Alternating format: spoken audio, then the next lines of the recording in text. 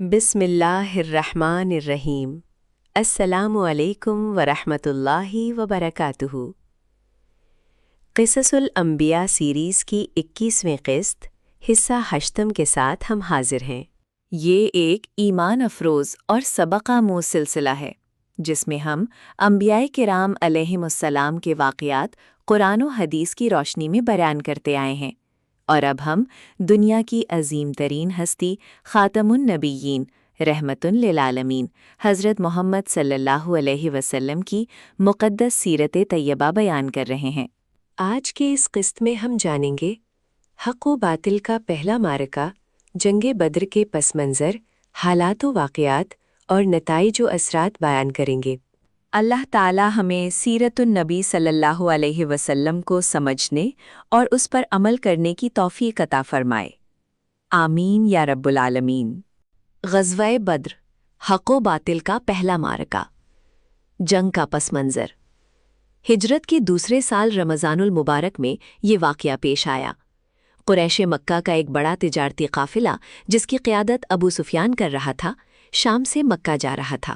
مسلمانوں نے اس قافلے کو روکنے کا ارادہ کیا کیونکہ قریش نے مہاجرین کی تمام جائیدادوں پر مکہ میں قبضہ کر رکھا تھا۔ جب ابو سفیان کو اس کی خبر ہوئی تو اس نے مکہ پیغام بھیجا کہ اپنی جان و مال بچانے کے لیے لشکر لے کر آؤ۔ قریش کا لشکر اور مسلمانوں کی روانگی۔ مکہ سے 1000 جنگجوؤں کا لشکر نکلا جس میں مکہ کے تمام بڑے سردار ابو جہل، عتبہ، شیبہ وغیرہ شامل تھے۔ ان کے پاس 100 گھوڑے اور 600 زرہیں تھیں۔ دوسری طرف اللہ کے رسول صلی اللہ علیہ وآلہ وسلم اپنے 313 جانثاروں کے ساتھ نکلے۔ ان کے پاس صرف 2 گھوڑے اور 70 اونٹ تھے جن پر باری باری سواری کی جاتی تھی۔ میدان بدر میں پہنچنا۔ 17 رمضان المبارک کو دونوں لشکر بدر کے مقام پر پہنچے۔ مسلمانوں نے ریتلے مقام پر پڑاؤ ڈالا، لیکن اللہ نے بارش برسا دی جس سے مسلمانوں کی طرف کی ریت جم گئی اور دشمن کی طرف کی زمین پھسلن والی ہو گئی۔ آپ صلی اللہ علیہ وسلم نے ایک چھپر یعنی عریش میں قیام فرمایا اور پوری رات اللہ کے حضور گڑ گڑا کر دعا کی، اے اللہ، اگر آج یہ مٹھی بھر جماعت ہلاک ہو گئی تو پھر زمین پر تیری عبادت کرنے والا کوئی نہ رہے گا۔ مبارزت، انفرادی مقابلہ۔ عرب کے دستور کے مطابق جنگ کا آغاز انفرادی مقابلوں سے ہوا۔ کفار کی طرف سے 3 بڑے پہلوان عتبہ، شیبہ اور ولید نکلے۔ ان کے مقابلے کے لیے آپ صلی اللہ علیہ وسلم کے حکم پر حضرت حمزہ، حضرت علی اور حضرت عبیدہ بن حارث نکلے۔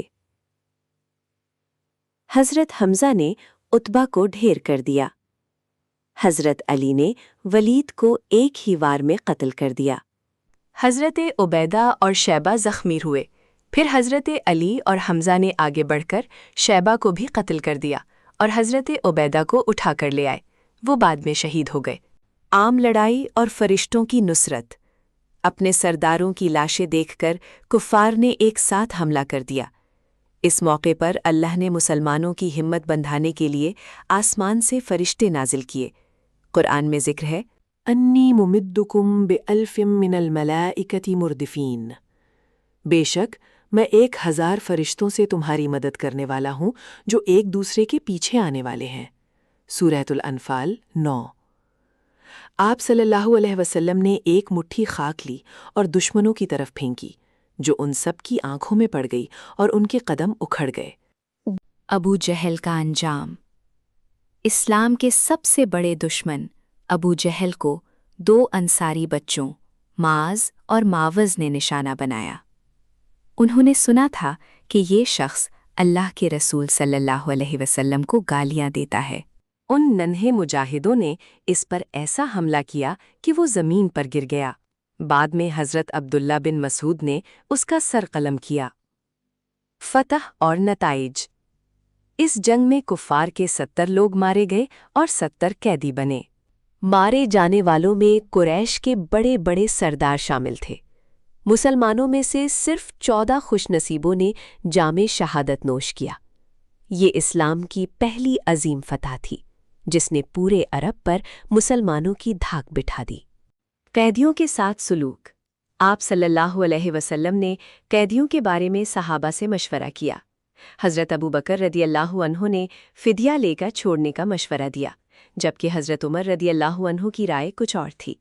آپ صلی اللہ علیہ وسلم نے فدیہ لینا منظور کیا۔ جو قیدی پڑھے لکھے تھے ان کا فدیہ یہ طے ہوا کہ وہ مسلمانوں کے 10 بچوں کو لکھنا پڑھنا سکھا دیں تو انہیں آزاد کر دیا جائے گا۔ یہ علم کی اہمیت کی سب سے بڑی مثال تھی۔ ویڈیو دیکھنے کا شکریہ۔ اگر آپ کو یہ ویڈیو پسند آئی ہو تو برائے مہربانی ویڈیو کو لائک، شیئر اور چینل کو سبسکرائب کریں۔ آپ کا بہت بہت شکریہ۔